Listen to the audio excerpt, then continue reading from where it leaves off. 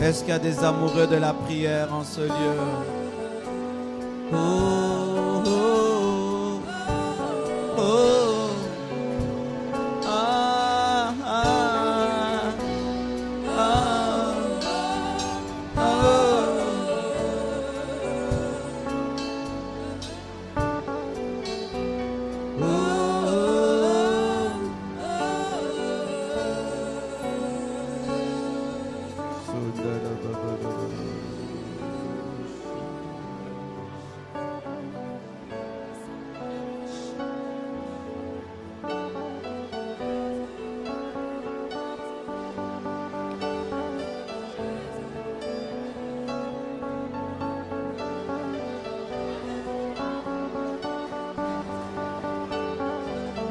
Le Saint-Esprit est ici.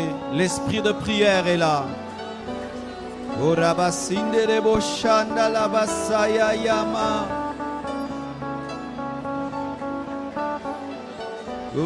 le voile a été déchiré.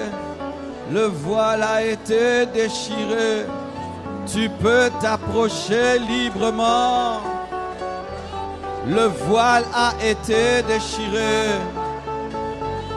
Tu peux t'approcher librement. Le voile a été déchiré.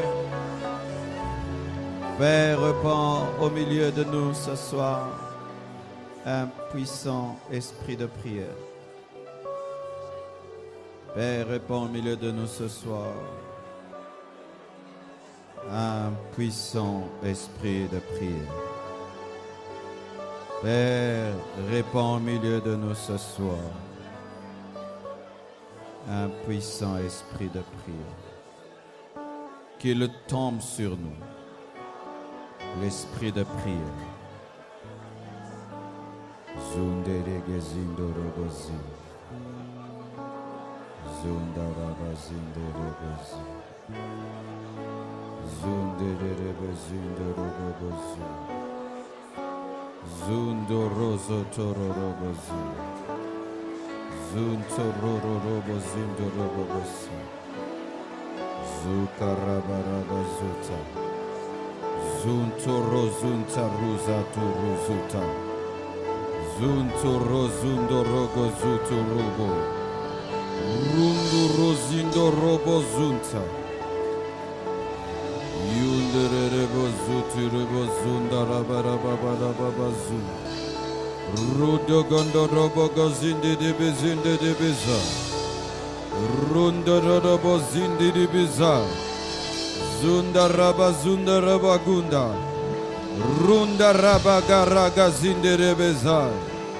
Shuragamazagandaragazea. Robobozaya. Hallelujah!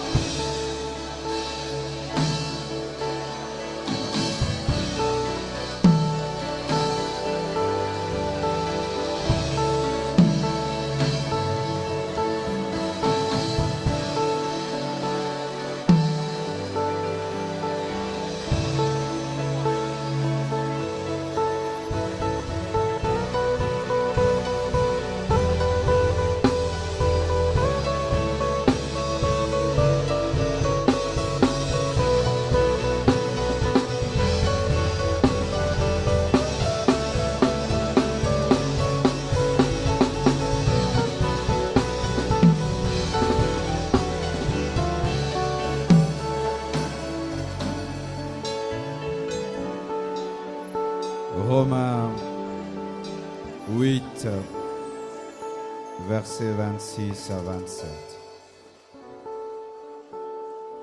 Romains 8, versets 26 à 27. De même aussi, l'Esprit nous aide dans notre faiblesse, car nous ne savons pas ce qu'il convient de demander dans nos prières. Mais l'Esprit lui-même intercède par des soupirs inexprimables. Et celui qui sonde les cœurs connaît la pensée de l'Esprit, parce que c'est selon Dieu qu'il intercède en faveur des saints.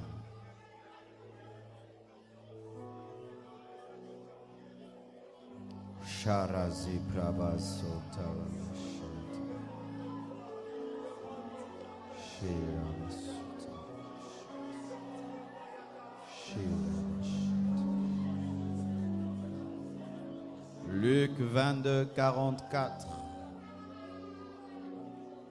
Étant en agonie, il priait plus instamment, et sa sueur devint comme des grumeaux de sang qui tombaient à terre.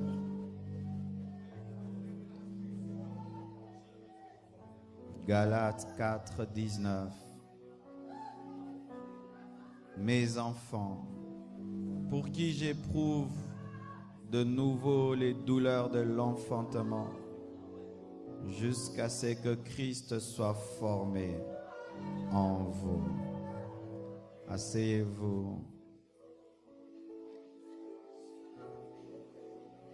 Ce soir, l'Esprit de Dieu, l'Esprit de prière, va se saisir de beaucoup d'entre nous. Ce sera la particularité de la réunion de ce soir. L'Esprit Saint, l'Esprit de prière va se saisir de beaucoup de gens au milieu de nous ce soir.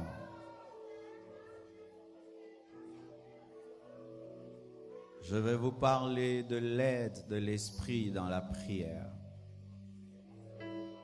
et de la prière d'agonie. La Bible nous dit, de même aussi, l'Esprit nous aide. Et c'est vrai, l'Esprit Saint nous aide.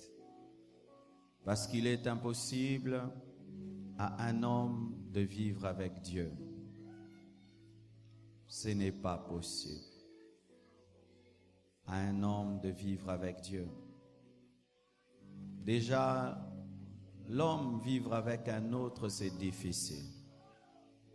Mais alors, vivre avec Dieu, un Dieu que tu ne vois pas, qui t'a créé, il est tellement grand. Comment tu peux vivre avec un tel Dieu? Il faut qu'on t'aide. C'est pourquoi le Saint-Esprit est venu nous aider. Parce que ce n'est pas facile de vivre avec Dieu sans le Saint-Esprit. Je ne sais pas ce que serait la vie chrétienne sans le Saint-Esprit. Ce serait impossible. L'homme ne peut faire même pas un seul pas avec Dieu sans le Saint-Esprit. Impossible.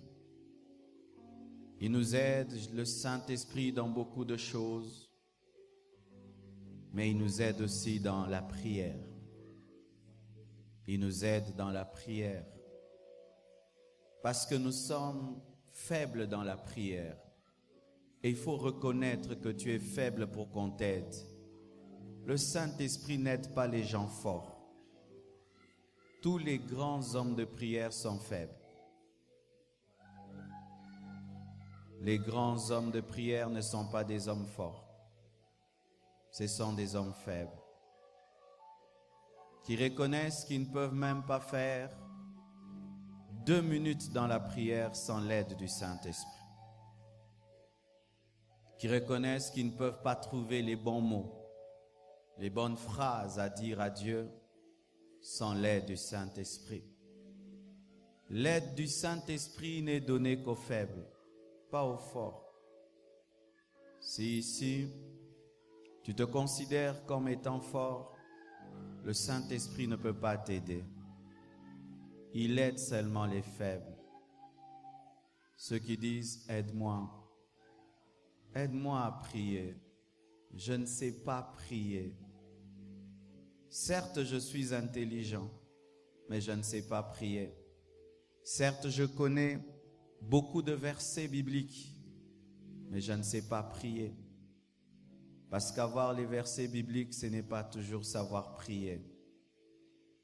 Le Saint-Esprit aide les faibles. Ce sont les personnes faibles qui prient beaucoup. Les personnes fortes ne savent pas prier, ne peuvent pas arriver à prier. Parce qu'un verre qui est déjà rempli ne peut être rempli. Il faut que tu reconnaisses ton vide, ton incapacité. Même si tu as prié 10 heures du temps, tu as fait un long jeûne un jour, mais tu te tiens toujours devant Dieu comme un bébé, comme un enfant, qu'il t'aide encore. Il nous aide dans nos faiblesses. Quelles sont ces faiblesses dans lesquelles le Saint-Esprit vient nous aider? Il vient nous aider dans notre fragilité. L'homme est fragile. Je ne sais pas si ça t'arrive, mais des fois tu veux t'agenouiller pendant longtemps et puis tu as mal au genou. Tu veux te tenir debout. Des fois tu veux être concentré, mais tes pensées, tout d'un coup, commencent à se promener. Tu aimerais bien prier, mais ta tête refuse de prier. Des fois même, tu ne sais pas trouver les paroles. Tu ne sais pas trouver les bons mots. Des fois, tu aimerais aussi lever les mains longtemps, mais après, tu as mal. Tu les abaisses. Des fois, c'est l'environnement dans lequel tu es qui t'empêche de prier. Il y a tellement de bruit que tu n'arrives pas à prier. La faiblesse. Mais pas seulement cette faiblesse liée à notre nature. Nous avons une autre faiblesse. Nous ne connaissons pas la volonté de Dieu. Quand nous prions, nous ne connaissons pas sa volonté. Nous ne savons pas ce qu'il veut. Alors que Dieu n'exauce que ceux qui prient dans sa volonté. Si tu ne pries pas dans sa volonté, il ne va jamais t'exaucer. Mais maintenant, comment je peux connaître la volonté d'un Dieu que je n'ai jamais vu? Comment je peux connaître la volonté d'un Dieu que je n'ai jamais touché? Comment je peux connaître la volonté d'un Dieu aussi compliqué? Nous avons ce problème. Notre problème, c'est l'ignorance. Notre problème, c'est l'incompréhension même des voies du Seigneur. Des fois, on ne comprend pas ce qu'il veut. Tu penses qu'il fait des choses pour ton malheur alors que c'est pour ton bien. Des fois, tu penses que telle chose est prioritaire alors que pour lui, ce n'est pas la priorité. L'incompréhension de sa volonté.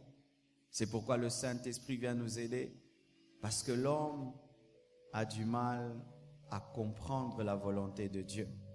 L'homme est très égoïste quand il prie. Ce qui fait que chaque fois que nous venons vers Dieu, notre tendance n'est pas à prier pour les autres, mais c'est prier pour nous. Une faiblesse encore que nous avons. Priez toujours pour nous. Priez toujours pour nous. C'est pourquoi le Saint-Esprit vient pour te détourner de toi-même afin que tu pries pour les autres. Il vient t'expliquer que ta pensée n'est pas la pensée de Dieu. Il vient te fortifier. Toi qui étais incapable de t'agenouiller 30 minutes, tu te retrouves, tu as fait 2 heures du temps. Toi qui étais incapable de rester dans un endroit, rien que 30 minutes, tu peux y faire 1 semaine.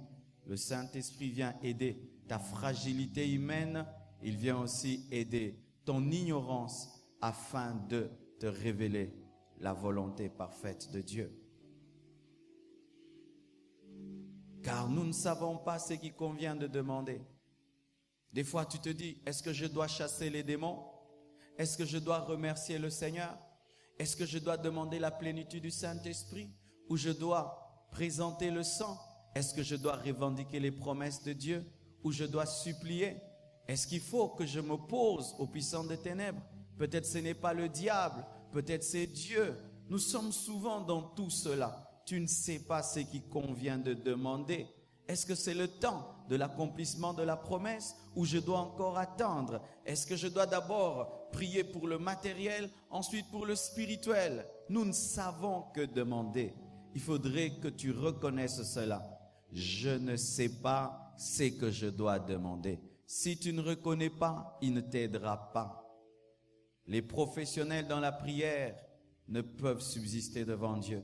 Ce sont seulement les amateurs qui ont besoin de lui, qui peuvent recevoir l'aide du Saint-Esprit. Et lorsque le Saint-Esprit vient, la Bible nous dit, mais l'Esprit lui-même, pas quelqu'un d'autre, intercède. Jésus-Christ est l'intercesseur auprès du Père, à la droite de Dieu le Père, l'intercesseur extérieur, mais le Saint-Esprit est l'intercesseur intérieur. Nous avons deux intercesseurs divins. Jésus à la droite de Dieu le Père, hors de nous qui intercède, et le Saint-Esprit qui est en nous qui intercède. Le Saint-Esprit lui-même. Et j'aimerais que vous compreniez que quand on dit que le Saint-Esprit intercède, c'est dire que c'est Dieu qui intercède. Et quand Dieu intercède, son intercession est parfaite. Et l'intercession du Saint-Esprit en toi est la preuve de ta rédemption. Car si l'Esprit de Dieu intercède en toi, donc tu es sauvé, car il ne peut intercéder en toi sans que tu sois sauvé. L'intercession du Saint-Esprit en toi est un gage de ta rédemption et la preuve que tu peux dire « Abba Père » par l'Esprit. Alléluia. En toi, pas hors de toi. Jésus, à la droite de Dieu le Père, prie et il intercède pour l'Église. Mais le Saint-Esprit en nous, lui-même, pas un ange, pas Michael, pas Gabriel, le Saint-Esprit lui-même en nous intercède. Et intercède veut dire se tenir entre Dieu et l'homme. Le Saint-Esprit se tient entre le Père et toi, mais en toi. Il se tient entre le Père et toi, mais en toi, le Saint-Esprit. Il intercède pour toi parce que tu ne sais pas prier, parce que tu ne sais pas ce que tu dois demander, parce que tu ne maîtrises pas la volonté de Dieu, parce que tu n'as pas assez d'énergie et de force. Le Saint-Esprit vient t'aider. Mais comment il le fait? Est-ce qu'il parle dans ta bouche? Est-ce qu'il cite la Bible? La Bible dit que lorsque l'Esprit lui-même intercède, il intercède par des soupirs. Des soupirs. Le Saint-Esprit, quand il intercède en toi, il soupire. Le soupir est fait de respiration. Quand on soupire, on respire. Le Saint-Esprit, lorsqu'il intercède en toi, il soupire seulement. Et la Bible dit que ce sont des soupirs inexprimables. Inexprimables, ça veut dire des soupirs qui n'ont pas de langage. Le Saint-Esprit, lorsqu'il intercède en toi, il n'utilise pas le langage. Ça veut dire il fait des prières que tu n'entends pas, mais que tu peux sentir. Vous comprenez ce que je dis? Il fait des prières que tu n'entends pas, mais que tu peux sentir, parce que tu peux sentir l'Esprit de Dieu soupirer, mais sans entendre ce qu'il dit, parce qu'il ne parle pas ton langage humain, il parle un langage divin. Car Dieu n'entend pas que le langage fait des articles et des mots, il entend aussi le langage des soupirs. Je veux répéter ce que je dis. Dieu n'entend pas seulement le langage des phrases, des mots, mais il entend aussi le langage des soupirs.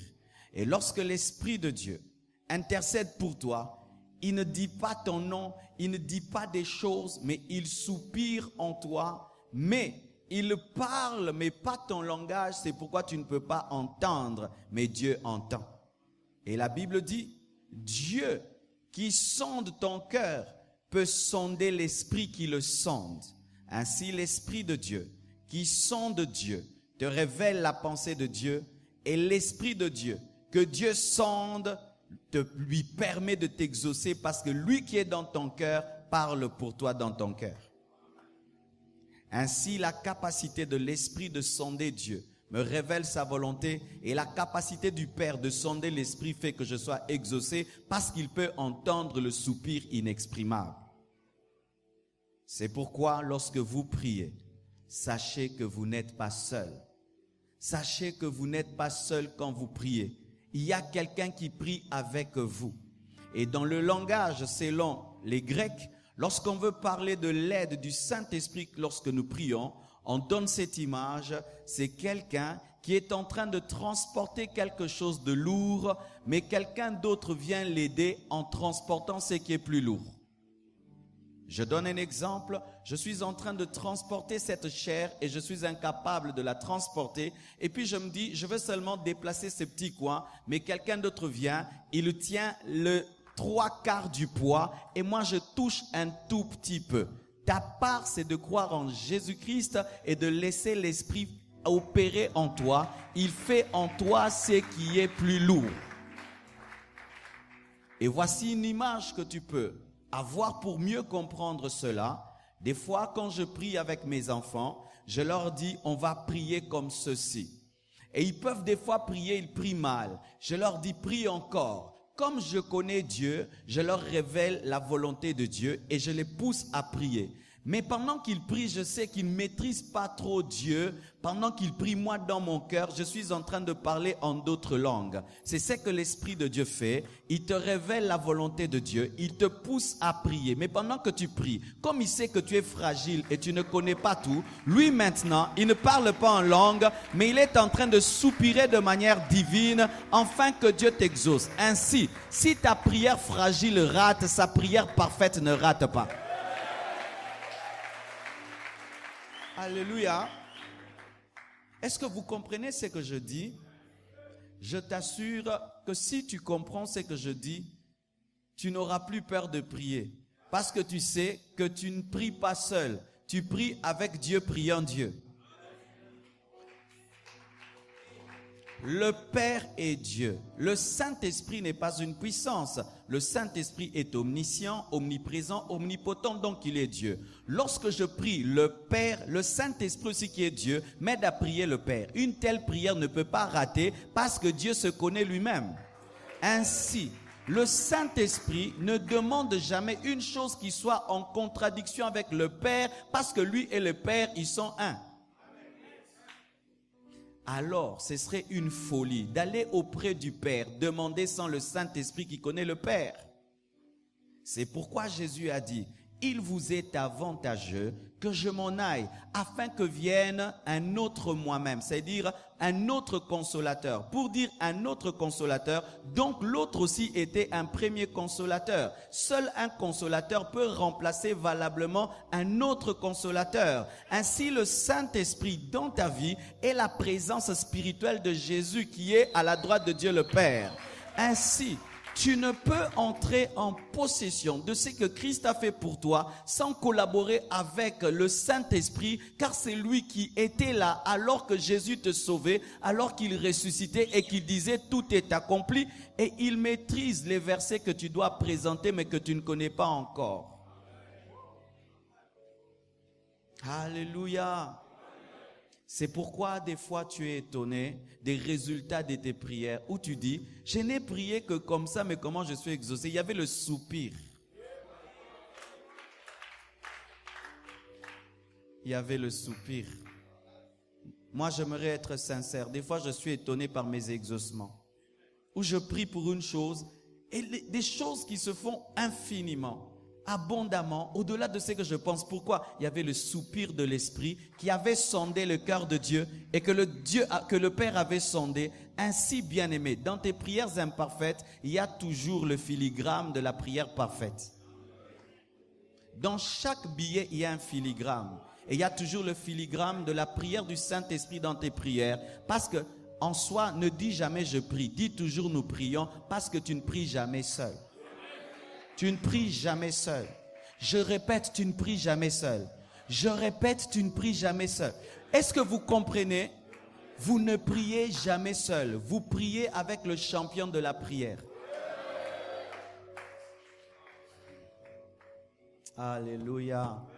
J'ai envie de prier. J'ai envie de prier. Tu pries avec le champion de la prière, avec le champion de l'intercession, qui est capable de bouleverser les choses que par des soupirs, par des soupirs, par des soupirs, par des soupirs. Et lorsque tu deviens très intime au Saint-Esprit, tu vas commencer à sentir lorsqu'il soupire. Et tu peux même tressaillir. Ah, quoi? Ah, tu es au bonde là. À 5 lignes, habité.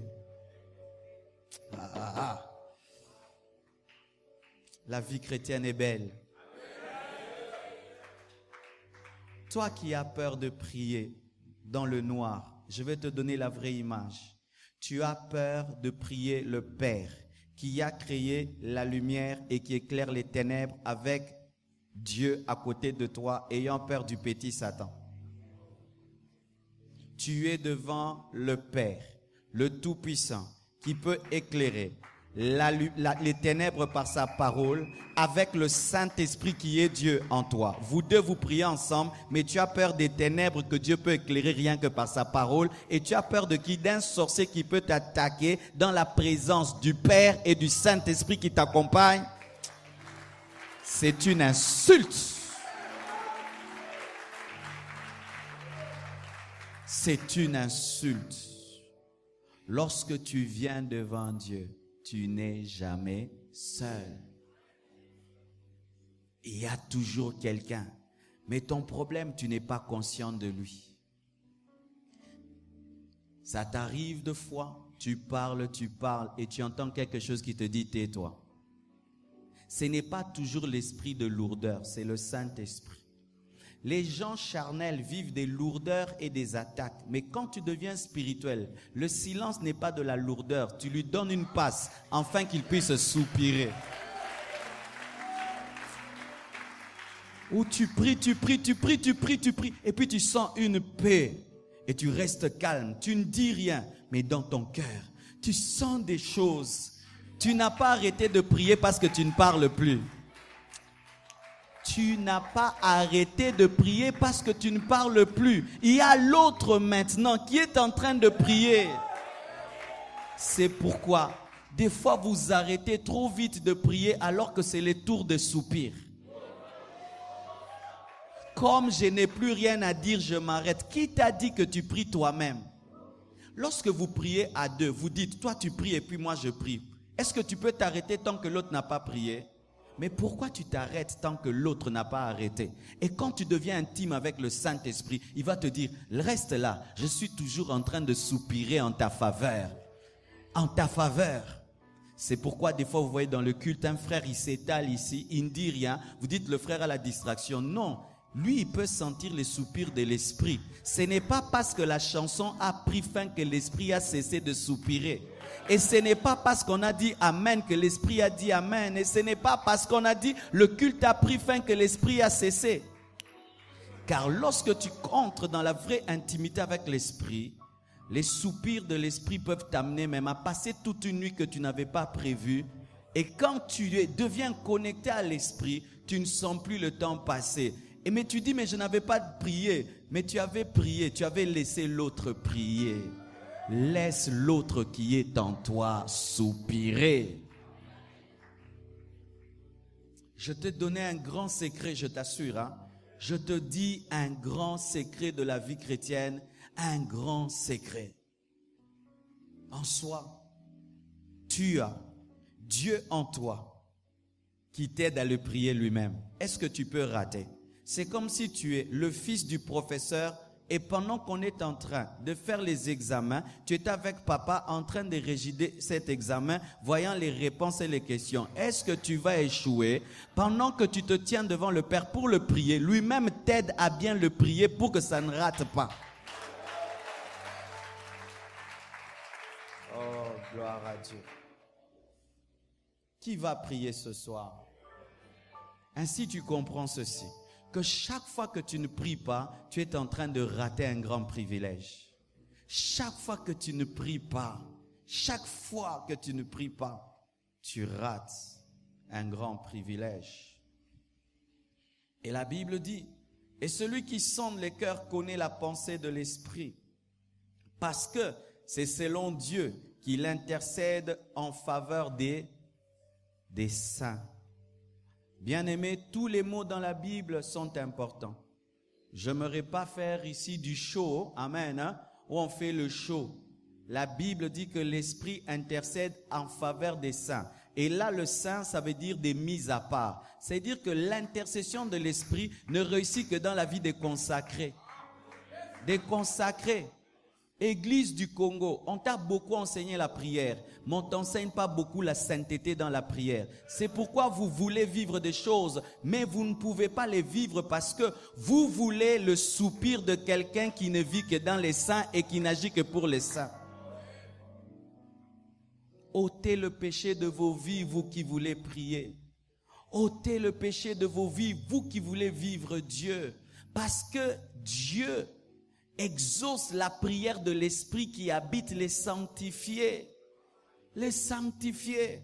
Frères et sœurs, l'Esprit qui est en toi n'est pas seulement l'Esprit de prière, c'est l'Esprit de sainteté. C'est l'Esprit de sainteté. Je répète, c'est l'Esprit de sainteté. C'est l'Esprit de sainteté. C'est pourquoi tu remarques ceci. Lorsque tu vis dans la sainteté, et même si tu ne pries pas beaucoup, tu as beaucoup de résultats parce que l'Esprit soupire en toi.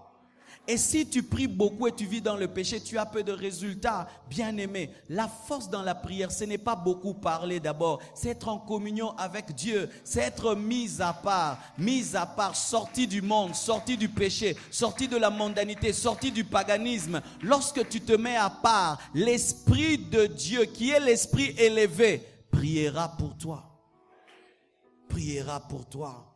Mettez-vous à part pour Dieu. Il n'y a pas de vie de prière sans sanctification.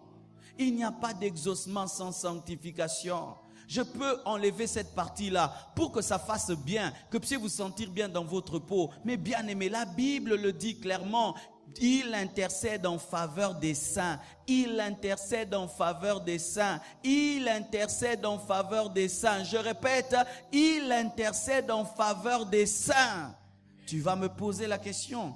Est-il possible d'être saint pendant qu'on est vivant? Car souvent nous a enseigné qu'on devient saint après la mort, après qu'un certain homme puisse nous canoniser. Ce n'est pas biblique. Dans la Bible, les saints sont des hommes vivants qui sont saints pendant la vie et qui continuent à être saints dans la mort. On ne devient pas saint en mourant, on est saint en croyant. Je suis Saint Marcelo, Saint Mala, Saint Marc, alléluia, Saint Willy, vivant et sans canonisation. Je répète, sans canonisation. La Bible dit, il intercède pour les saints. Est-ce qu'il intercède pour les morts? Les saints dont on parle là, ce sont des morts? Je dis, est-ce que ce sont des morts? Ça veut dire que la Bible révèle ceci, que lorsque tu crois en Jésus et tu marches selon la parole, tu es déclaré saint. La sainteté de Jésus t'est imputée. C'est pourquoi, bien-aimés, ne recherchez pas des choses après la mort, vous les avez déjà. Je suis un saint qui démontre qu'il est saint pour prouver au monde que je suis saint. Je ne parle pas lingala pour devenir congolais. Je parle lingala parce que je suis congolais.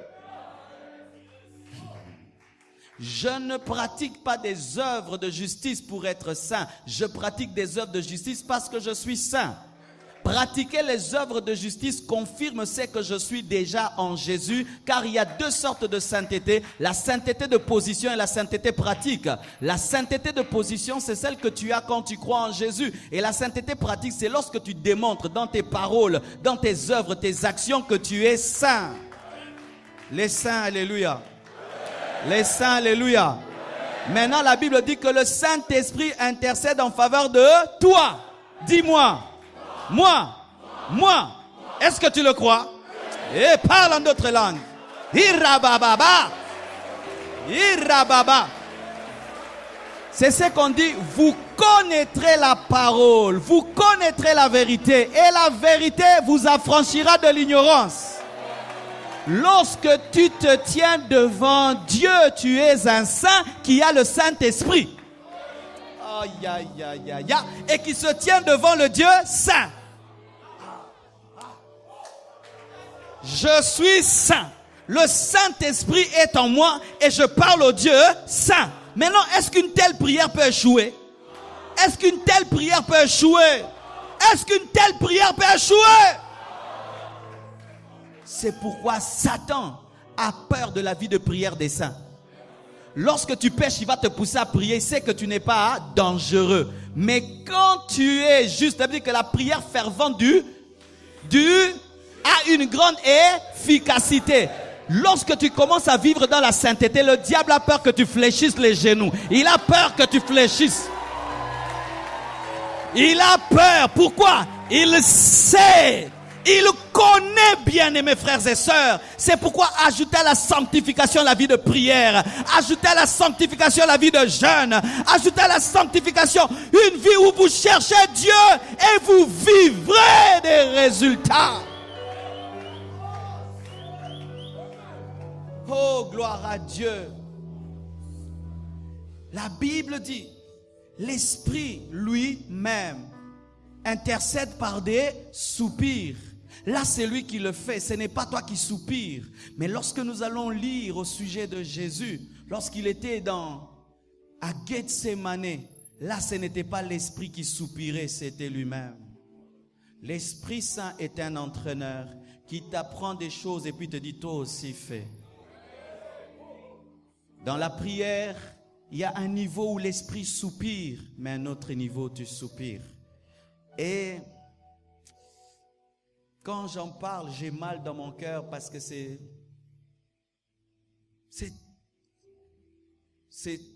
très profond.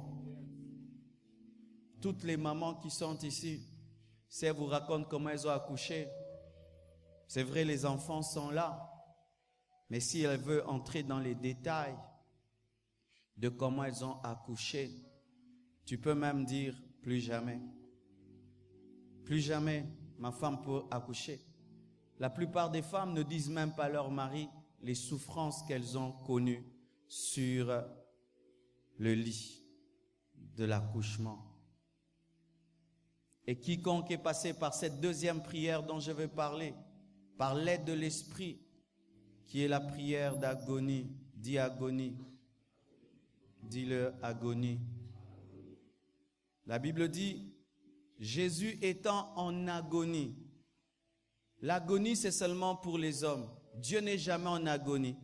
L'agonie de Christ à Gethsémane, la révélation qu'il était totalement Dieu et totalement homme. Notre Sauveur est à 100% Dieu et 100% homme. Comment ça s'explique? Ça ne s'explique pas, mais c'est comme ça. Ça ne s'explique pas, mais c'est comme ça. Jésus, quand il était à Gethsémane, il était en agonie. L'agonie de quoi? Il vivait dans le présent, le futur. La prière d'agonie te fait vivre dans le présent, le futur. C'est ça, la prière d'agonie. Il voyait déjà la croix. Il sentait et vivait la croix avant la croix. Il sentait l'abandon du Père avant le temps. Et il agonisait avant. Il voyait déjà cette coupe, la croix qu'il allait porter. Dans la prière d'agonie, mon frère, tu peux voir un païen qui marche, tu le vois en enfer. Tu le vois marcher, mais tu le vois en enfer. Si ça t'arrive, mon frère, tu n'auras même pas besoin d'un modérateur pour te dire de prier. Tu vois ton père que tu négliges de prier. Un jour, tu le vois en enfer. Tu prieras toute la nuit. Et je te dis là, tu ne parleras même pas français ni lingala. Une femme, quand elle va coucher, même si elle est professeure d'université, parle plus français. Vous savez, nos prières que nous faisons, nous parlons bien, calmement. Il est écrit. C'est un niveau. C'est un niveau. Mais je suis venu te parler d'un autre niveau. Le niveau de l'agonie. Où tu vois un païen, mais tu le vois comme Dieu le voit. Alors que les disciples pensaient qu'ils étaient dans un jardin, Jésus était sur une montagne, la montagne de Golgotha. C'est ça, la prière d'agonie. Tu es dans le confort, mais tu peux sentir la douleur du cœur de Dieu. Tu es dans un jardin, mais tu peux voir une montagne, montagne du crâne. Tout va bien pour toi, mais tu peux sentir sur toi la douleur. Tous ces gens qui meurent, ils vont où? Et je t'assure, les quelques fois que j'ai eu des prières d'agonie, ça a été horrible. Horrible. Horrible.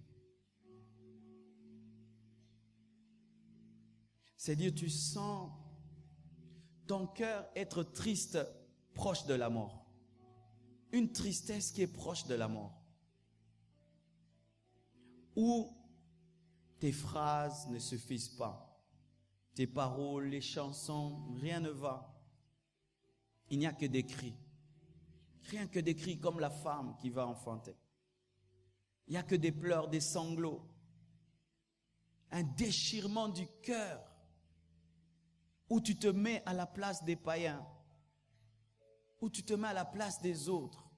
Où tu vois même la croissance de l'œuvre avant même que ça grandisse. Où tu vois des vies être transformées. Mais ils sont encore des païens. Mais toi tu vois ça. Et tu sens dans ton cœur, comme une femme qui doit accoucher. Car la prière d'agonie conduit toujours à l'enfantement. C'est pourquoi Paul dit que je vais ressentir encore pour vous les douleurs de l'enfantement. Il les avait enfantés par des prières d'agonie. Mais pour qu'ils mûrissent, il devait encore les enfanter pour la maturité. Mes frères et sœurs, prier ce n'est pas une blague. Au Congo, prier est devenu une blague. Prier n'est pas une blague, mes frères. Prier, c'est pas blaguer. Prier, c'est accoucher. Prier, c'est accoucher. Prier, c'est accoucher. Vous voyez comme vous êtes là. On vous a accouché dans la prière. Hein? C'est pourquoi je vous aime beaucoup. Ouais. Pour rien au monde, je ne détruirai cette église. Hein? Vous savez ça? Est-ce qu'une femme qui a vraiment souffert pour son enfant peut le tuer encore? Nous avons pleuré devant Dieu pour voir vos visages un jour. Nous n'avions que 20 ans. Nous étions dans le soleil, sur des montagnes, pleurant pour vous. Dans des veillées de prière, jusqu'à avoir 45 kilos, rejetés par nos familles, pleurant pour vous. Sans vous voir, mais un jour j'ai entendu vos voix. J'ai entendu vos voix quand j'avais 21 ans. J'étais un étudiant. Je ne voulais pas servir Dieu. J'ai entendu des millions de personnes qui criaient dans mes oreilles, « Marcelo, viens nous prêcher l'évangile. » Une agonie est tombée sur moi, mes frères. Je suis tombé par terre. J'ai commencé à crier. Les membres de ma famille ont crié que j'ai attrapé la folie. Ils sont allés prévenir mes parents. Comment tu peux expliquer les choses que tu vis? Aujourd'hui, quand j'entends que dans le monde entier, les prédications que nous donnons sont arrivées dans les coins du monde entier. On m'a dit à Dakar, les gens écoutent la parole au point où il y a des embouteillages au Sénégal. Frères et sœurs, lorsque vous parlez du réveil, est-ce que vous jouez? Est-ce que vraiment vous jouez? Si vraiment c'est le réveil que vous cherchez, vous devez faire des prières d'agonie. Voici comment la prière d'agonie commence. Une tristesse qui est proche de la mort. Elle tombe sur toi. C'est pas que tu as des problèmes, mais la tristesse de Dieu tombe sur toi. Jésus devait engendrer la Pentecôte. Sachez que le jour que Pierre a prêché, ce n'était pas Pierre qui prêchait, c'est Jésus qui prêchait en Pierre. Il devait engendrer 3000 personnes dans une prédication. Il devait engendrer l'église. C'est-à-dire, tu peux commencer à prier normalement, mais tu arrives au milieu, tu sens une tristesse. Mais nous savons souvent, quand cette tristesse vient sur nous, nous la chassons. Nous la chassons. Alors que c'est cette tristesse qui va engendrer un réveil. J'ai remarqué une femme, quand elle veut accoucher, elle demande même les douleurs de l'enfantement. J'ai prié pour des femmes parce qu'elles disaient, pasteur, ça fait le 9e mois, mais les douleurs ne viennent pas, pasteur, prie que j'ai les contractions. Elle demande les douleurs. Je veux les contractions. Comment, maman, tu veux souffrir? Elle dit, si je ne souffre pas, l'enfant ne sortira pas. L'enfant sort par ma souffrance. Plus je souffre, plus il sort. Plus je souffre, plus il sort. Pasteur, prie, je veux souffrir. Je veux souffrir, pasteur. Maman, je veux souffrir pour que mon enfant sorte. Et quand Dieu va engendrer un réveil et que les âmes doivent être sauvées, il te donne les douleurs de l'enfantement, des prières d'agonie. Tu peux même sentir comme si tu es une femme enceinte, mais spirituellement, je t'assure. Ça peut faire seulement 3 heures, mais il y a des gens, ça fait même une semaine, d'autres 1 mois, je vous assure. Vous voyez, nous sommes là, nous parlons du réveil, la puissance de Dieu. Mes frères, il y a des gens qui ont prié pour nous. Il y a des gens qui ont prié. Il y a un homme qui s'appelait Id le prière. Il est mort en priant. Mort dans la prière. Son cœur a quitté sa cage et sorti et il est mort. Tellement qu'il était en agonie. Un homme engendré un réveil puissant aux États-Unis. Il priait Dieu, tu me tues ou tu me donnes la Nouvelle-Angleterre. Entre les deux. Et ce n'était pas des phrases. Il le voulait vraiment. Soit je meurs, soit tu les sauves. Mes frères, Jésus revient bientôt. Ne pensez pas que les âmes vont être converties seulement parce que nous le souhaitons. Nous devons payer le prix dans la prière. Nous devons les engendrer dans la prière. Nous devons les aimer. La femme, elle aime son enfant, même si elle ne connaît pas son visage. Et je n'ai pas besoin de voir leur visage pour les aimer. Je sais que ce sont des créatures de Dieu. Au dernier jour, les hommes ne diront pas seulement merci aux prédicateurs, ils diront aussi merci aux intercesseurs. Au ciel, quelqu'un te dira merci. Quoi? C'est par ta prière que je me suis converti. Merci d'avoir prié pour moi jusqu'au bout. De ne t'être pas fatigué. Moi, je me suis converti par les prières. On m'a prêché, je ne me suis jamais converti. Moi, Jésus m'est apparu dans la salle de bain. Vous savez pourquoi? Les gens priaient trop dans cette maison. Alors Jésus a vu que je ne pouvais pas croire. Leur prière a fait qu'ils puissent m'apparaître. Vous savez pourquoi Paul s'est converti? Parce que l'église primitive priait pour lui et Jésus est allé l'évangéliser. Ce sont les prières de Pierre, les prières de Jean qui ont sauvé Paul. Nous voulons que des gens se convertissent. Comment nous prions, mes frères? Comment nous prions? Des fois, je me tiens là au coin et je vois les gens comment ils préparent le culte.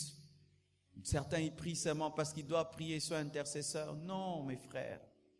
Priez. Ne priez pas pour être vus.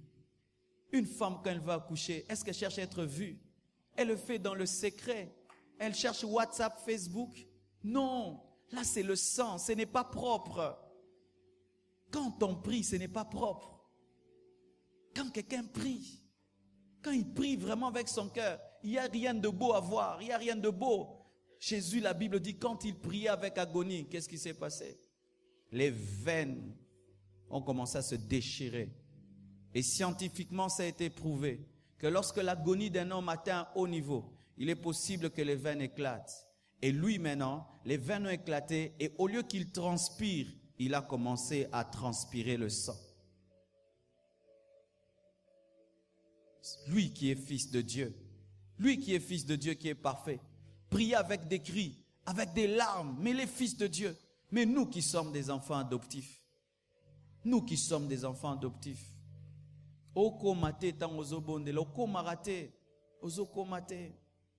tu pries, mais quand tu vas arriver, tu laisses, tu as peur. Oui, parce que l'intimité, c'est comme des fois un trou où tu sens que Dieu veut te happer. Il veut te rendre prisonnier de lui. Et quand tu t'en approches, tu dis, non. Pourquoi tu as peur? Laisse-toi, abandonne-toi à Dieu. J'avais donné un jour ce message dans une église en France. Et voici, en sortant de l'église, j'ai trouvé une Française en train de crier comme si elle avait mal au ventre. Elle pleurait sur la France. Elle pleurait sur la France. Une jeune fille, je crois, de 20 ans. Elle pleurait. Le culte avait pris fin. Tout le monde était normal. Mais un fardeau pour ses frères était sur elle. Elle s'est rendue compte que l'église était remplie des Africains, mais il n'y avait presque pas de Français. Et un fardeau est tombé sur elle. Et on alla dans le parking. J'ai trouvé un jeune. Il a pris son volant pour sortir. Il n'arrivait pas. Le fardeau l'a pris. Il a commencé seulement à klaxonner. Frères et sœurs, vous voyez ces aînés de la foi que nous critiquons aujourd'hui. Ils ont prié pour nous. Hein? Ces aînés-là, aujourd'hui nous les critiquons. Moi je connais comment ils priaient, ces hommes-là. Ils entraient dans des chambres avec des bouteilles d'eau, et puis s'enfermaient, et puis prenaient la clé et la jetaient. Et disaient, vous ne m'ouvrirez qu'après 21 jours. Si je mourrai, mais vous n'ouvrez qu'après 21 jours. Ils sortaient, faisaient des croisades. Ils n'avaient même pas l'argent pour s'acheter des culottes. C'était les banderoles qu'on coupait et on cousait. Et ils portaient cela. C'était des jeunes. Ils n'avaient pas 30 ans. Et voyez comment ils ont amené un réveil. Aujourd'hui, nous sommes fiers d'être appelés pasteurs. Il y a des gens qui ont payé le prix. Pourquoi tu ne peux pas payer le prix pour les autres? Pourquoi tu ne peux pas payer le prix pour les autres? Orotika ba lo sambo superficiel, okino mukoloni norotika te. Oh bondeli, mais toi-même tu sais que j'ai été superficiel. Toi-même tu sais que je suis superficiel dans cette prière. Tu sais. Je vous en supplie. Quand nous disons que cette église atteindra 10 000 membres, c'est vrai. Ça arrive à 10 000, même à 20 000. Parce qu'il y a trop de païens.